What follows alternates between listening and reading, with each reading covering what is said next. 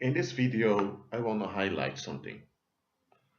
I've spoken about war being a hoax in another video. Again, I'm not saying that there are no fights happening, that there are no victims. Just listen to that video before you continue listening to this one.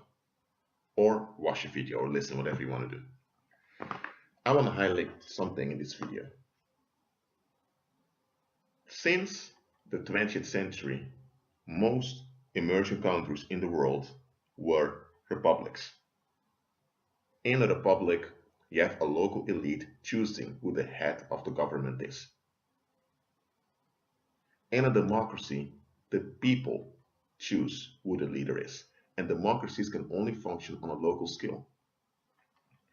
For example, by the way, democracy also existed in the Roman Empire, the Greek Empire, later Roman Empire, but only in cities.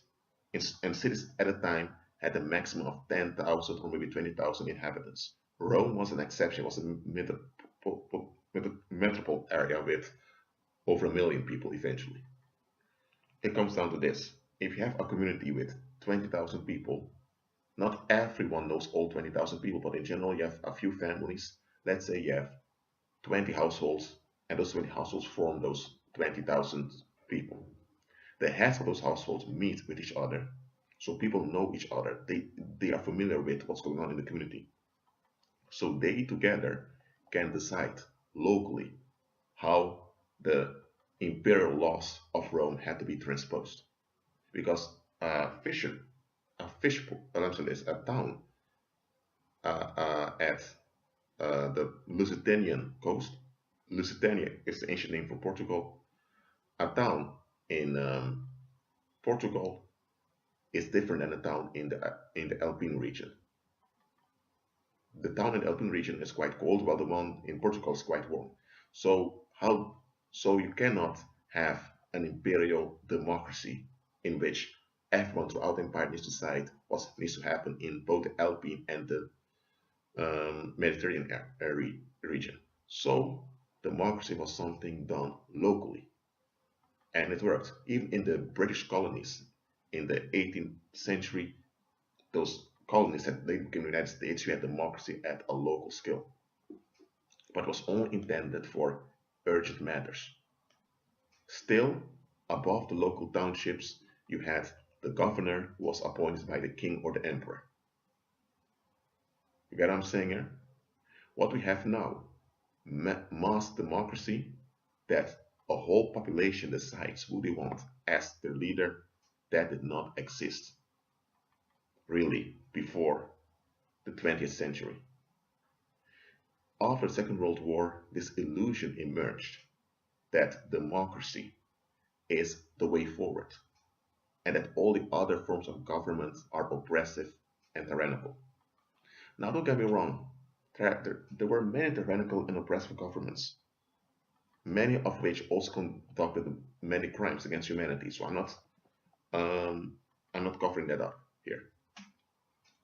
But this thing called democracy, well, democracy would mean that if there are 10 people in a room and I would be the 11th individual, and 7 out of the 10 decide, okay, we want to kill Rashid, it means it can happen because it's democracy, people rule themselves, and they decide it is their right to kill me.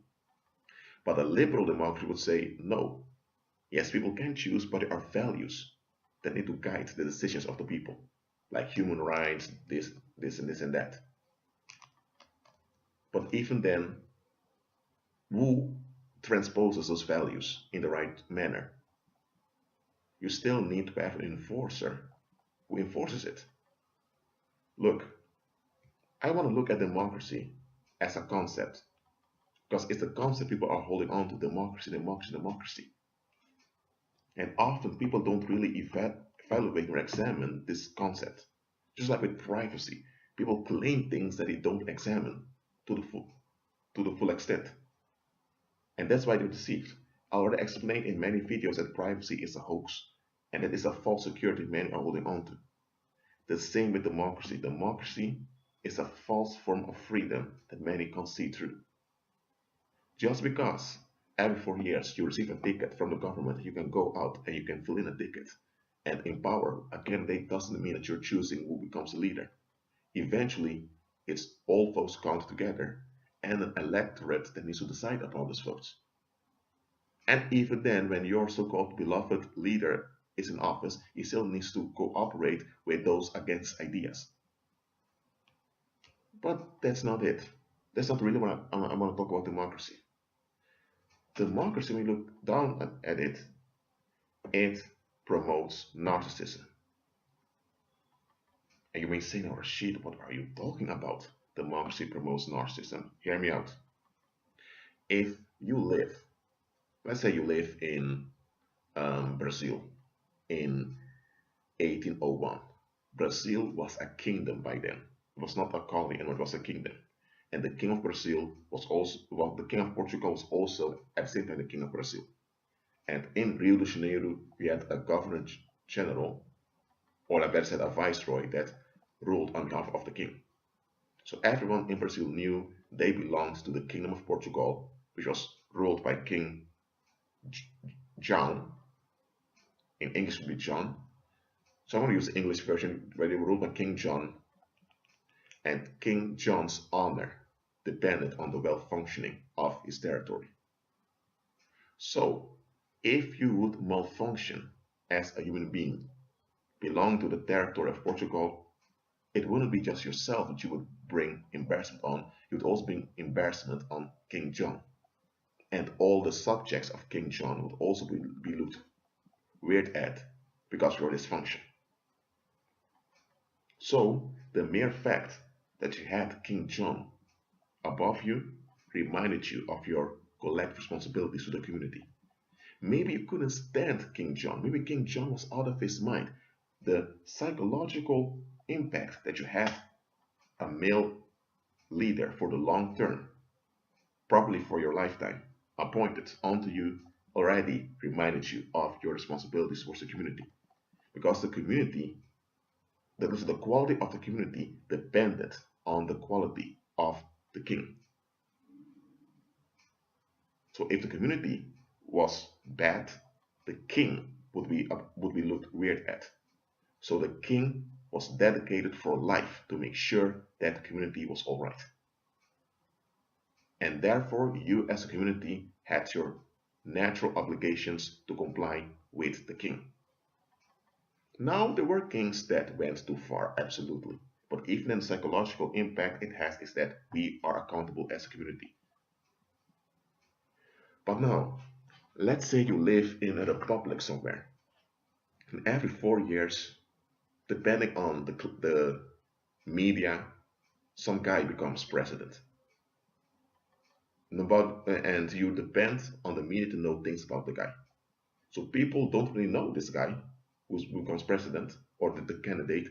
They just listen to what the media says about the guy and they make their judgment based upon what they hear. But here's the thing, everyone has their own interests that they want to advance. So eventually, you will get people choosing the lesser of two evils just because they want something to be preserved. And then every 4 years, you have the same fight over and over again. And it's tiring.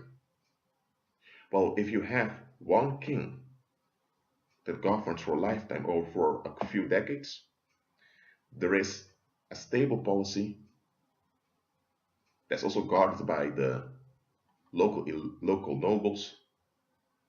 And because the king's reputation depends on the quality of his people, he is obliged to be objective and to make sure that the common needs of the people are met.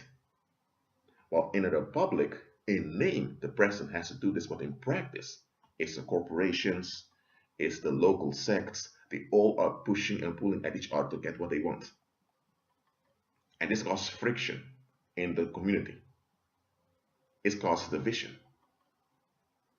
So eventually, democracy seems like an improvement for human communities.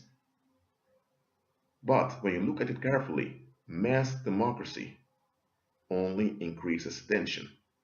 And why does it promote narcissism? Because when the tensions increase, people shut themselves off. They don't want anything to do with it. So people turn inwardly in complete avoidance. And if they have devices like mobile phones, they will lose themselves in the mobile phones. They will lose themselves on social media. Just so they won't have to deal with the community. But under a kingdom, you knew you belonged to the kingdom, so you are associated with the kingdom, so you are pushed to contribute to the welfare and the well-being of the kingdom. That's why organizations like corporations or cults that have a kingdom structure, they're far more stable financially, economically, and even socially than in, than organizations that are like republics. This is just a fact I'm showing you. This concept of democracy is a false form of freedom. It's a false form of security many are holding on to. You're far better off under an autocratic empire than you are under a democratic republic in which there's a constant struggle for who gets what. Now, under a kingdom, you also had that, but the king or emperor and those close to him, they kept everyone in check on the long term. In a republic, you don't have that, especially not in a democracy. Just think about that. Just for now, agree with Christ and be at peace.